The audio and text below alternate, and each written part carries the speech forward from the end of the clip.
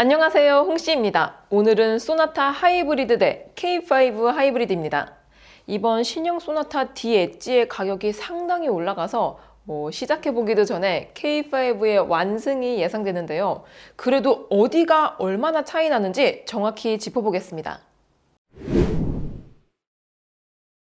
먼저 2.0 기준으로 소나타와 K5의 기본 가격대를 빠르게 살펴보겠습니다. 이번 소나타 D 엣지는 역시나 가격이 좀 많이 올라서 그런지 K5와의 차이가 상당히 벌어졌는데요. 우선 소나타는 시작 트림인 프리미엄이 2,787만 원으로 K5 트렌디와는 387만 원의 차이가 납니다. 아무리 기본 옵션 차이가 있다고 해도 시작부터 이러면 좀 흠칫하게 되죠. 다음으로 중간 트림에서도 소나타가 K5 프레스티지 대비로 517만 원, 노블레스 대비로는 306만 원이 더 비쌉니다. 최고 트림에선 325만 원의 차이가 나요. 이번 신형 소나타와 K5의 평균 가격 차이는 383만 원인데요. 요러면 소나타가 넘사벽 수준인 것 같습니다. 다음으로는 가장 인기 있을 것으로 예상되는 하이브리드 모델 비교입니다. 우선 소나타 하이브리드의 시작 트림인 프리미엄은 개소세 3.5% 기준 3,305만 원입니다. 참고로 친환경차 혜택 후 가격은 아직이고요. K5 하이브리드의 경우에는 세제 혜택 전 가격과 후 가격 차이가 143만 원이니까 소나타도 동일하게 세제 혜택 후 가격이 143만 원이 저렴한다고 가정한다면 3,162만 원이 됩니다. K5 하이브리드 트렌디 가격이 2,834만 원이니까 그래도 가격 차이는 328만 원이 됩니다. 다음으로 중간 트림인 익스클루시브에서도 세제 혜택 후 가격을 3,529만 원으로 잡으면 K5 프레스티지 대비 498만 원, 노블레스 대비론 267만 원이 비쌉니다. 마지막으로 소나타 하이브리드의 최고 트림 가격 역시 3,891만 원으로 가정한다면 K5 하이브리드 시그니처 대비로 340만 원이 비쌉니다. 두 차량 간의 평균 차이값은 358만 원으로 2.0의 383만 원보다 25만 원 정도 줄어듭니다. 그래서 과연 기본 품목면에서 얼마나 차이가 나는지 뒤에서 설명을 해드릴 거고요.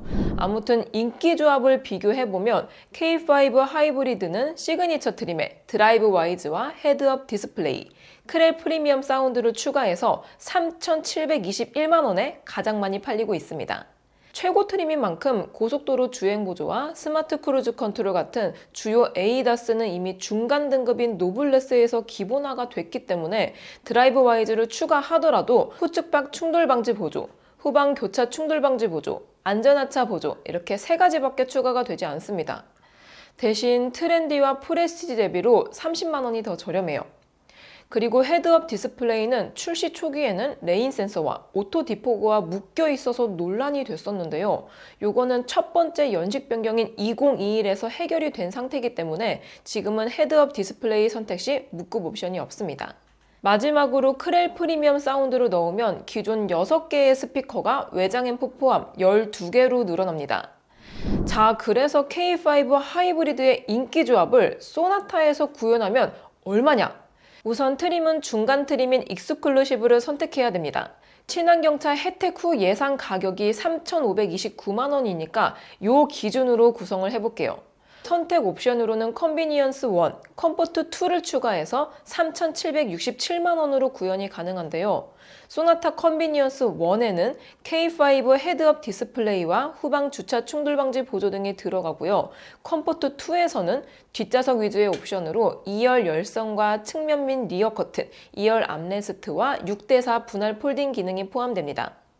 이렇게 되었을 때의 가격 차이는 46만 원인데요. 소나타가 K5 대비 앞서가는 옵션으로는 파노라믹 커브드 디스플레이, 스마트 전동식 트렁크, 측방 주차거리 경고와 2열 6대4 분할 폴딩, 뒷면 전동식 커튼입니다. 이 옵션들은 K5에서는 아예 선택이 불가능한 옵션들이라서 46만 원 이상의 값어치를 한다라고 볼 수 있습니다. 다만 소나타에서는 보스 오디오가 빠지기 때문에 오디오는 크렐이 들어가는 K5가 조금 더 좋습니다. 특히 이번 소나타에서는 중형차 최초로 전동식 트렁크가 들어갔기 때문에 옵션 면에서는 소나타가 살짝 우세라고 느껴집니다. 물론 K5도 10월 페이스 리프트가 예정이 되어 있는 만큼 이 비교는 현 시점 한정이라고 봐두시면 좋겠습니다. 참고로 K5 페이스리프트의 예측을 살짝 해보자면 K8과 EB6에 들어간 커브드 디스플레이를 적용을 해서 소나타랑 급을 맞추고 소나타에 들어간 전동식 트렁크, 측방 주차 센서 추가 등의 옵션도 보강이 될 것 같습니다. 물론 디자인도 달라질 텐데요. 요거는 다음에 따로 보여드리도록 하겠습니다. 자, 그럼 소나타 하이브리드와 K5 하이브리드 간의 기본 품목표 비교를 해보겠습니다. 첫 번째로는 파워트레인입니다. 두 대 모두 2.0 자연흡기 하이브리드 엔진이 들어가고요. 미션은 자동 6단인데요. ASC라고 초당 500회씩 초정밀 제어하는 기술이 들어갔다고 합니다.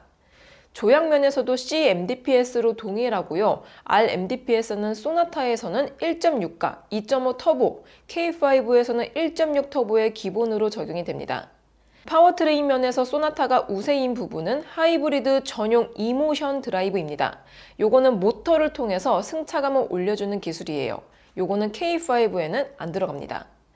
그 이외에는 소나타에서는 칼럼식, K5는 다이얼식 변속기로 형태만 다릅니다. 두 번째로는 안전입니다. 일단 에어백은 두 대 모두 9개로 동일합니다. 그 외에 K5에는 경사로 밀림 방지 장치, 시트 벨트 리마인더, 타이어 공기압 등 다양하게 적혀 있지만 이건 현대와 기아의 가격표 작성법 차이이고요. 소나타에서도 기본 적용된 사항들입니다.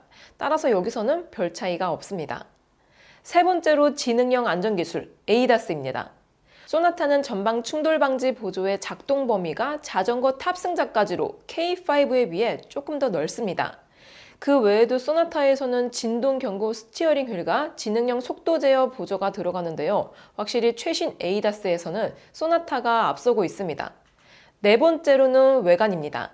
물론 대부분 디자인 요소기 때문에 우열을 가리긴 좀 어렵지만 소나타에는 LED 방향지시 등이 리어에도 적용이 됩니다. 그동안은 방향지시 등만큼은 전구가 들어갔었는데요. 이번에는 LED가 들어갑니다. K5의 경우에는 LED 리어램프도 옵션이지만 옵션을 추가하더라도 방향지시 등은 전구가 적용이 됩니다. 요즘은 합법적으로 교체가 가능한 LED 방향지시 등도 나오고 있긴 하지만 비용에 개조에 귀찮은 거 따지면 소나타가 소폭 우세라고 볼 수 있습니다. 다섯 번째로는 내장입니다. 내장에서는 K5는 블랙, 새들 브라운 두 가지 중 하나를 선택할 수 있는데요. 소나타는 프리미엄에서는 블랙 한 가지만 선택할 수 있습니다. 즉, 실내 컬러 선택권은 K5가 좀 더 좋다고 볼 수 있습니다.